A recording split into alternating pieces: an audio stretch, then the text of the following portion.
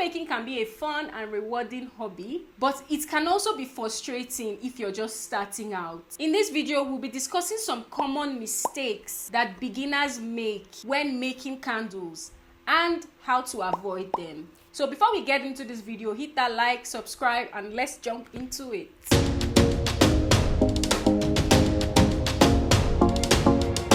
Most important things to do when making candles is to measure your ingredients, measure your supplies, your wax and your fragrance, measure them accurately. If you don't measure your wax, fragrance, whatever else you're using that requires measurements like your viber, if you don't measure them accurately, you may end up with a candle that doesn't burn accurately or doesn't smell right. Make sure to use a kitchen scale. For fragrance, use a scale that can measure in grams.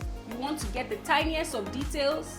So make sure you use a kitchen scale. And measure by weight, not by volume, okay? You are measuring the weight of the item. How heavy is this item? You are measuring the weight. You are not measuring the quantity.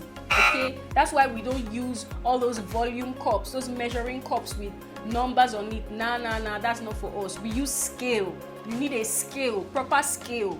So measure by weight, not by volume. Different types of wax have different properties and different melting points. Using the wrong kind of wax can result in a candle that doesn't burn evenly or have a poor scent through. Make sure to research the type of wax you need for the type of candle you are making and use the right kind of wax for the job. The size and the type of wick you use in your candle can make a big difference in how it burns. Using a wick that is too small can result in a weak flame, while using a wick that is too large can result in a fire hazard. Make sure to research the right size of wick and the right type of wick for your candle, and then test it thoroughly before burning, okay? Before you put out this candle and say, okay, yes, this is the candle for me,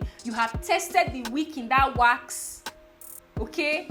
And you have tested it in the container to see that it burns right before you can actually say, yes, I have made a candle. So you want to make about 3 to 5 different candles with 3 to 5 different wicks and choose the right wick for your candle. When melting your wax down, it's important to do it carefully and slowly. I always emphasize this to my students. Your wax should be melting on the lowest heat possible.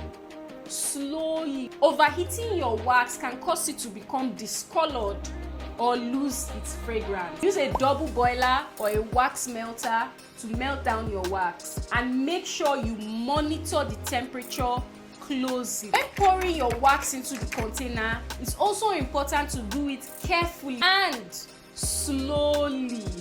Okay, slowly. Pouring the melted wax too quickly into your jar can cause the wax to spill or create air bubbles in your candle. Make sure to pour the wax slowly and steadily. After you pour, just gently tap the container on the table, small, so that all the air bubbles can be released to the top. Once you've added your wick and poured your wax into the container, it's important to let the candle cool and cure properly. This can take several hours to several days, weeks, depending on the type of wax and the size of your candle. Rushing the cooling and curing process can result in a candle that doesn't burn properly or has a poor scent through. By avoiding these common mistakes, you'll be well on your way to making beautiful fragrance candles that burn evenly and look great. Happy candle making, guys!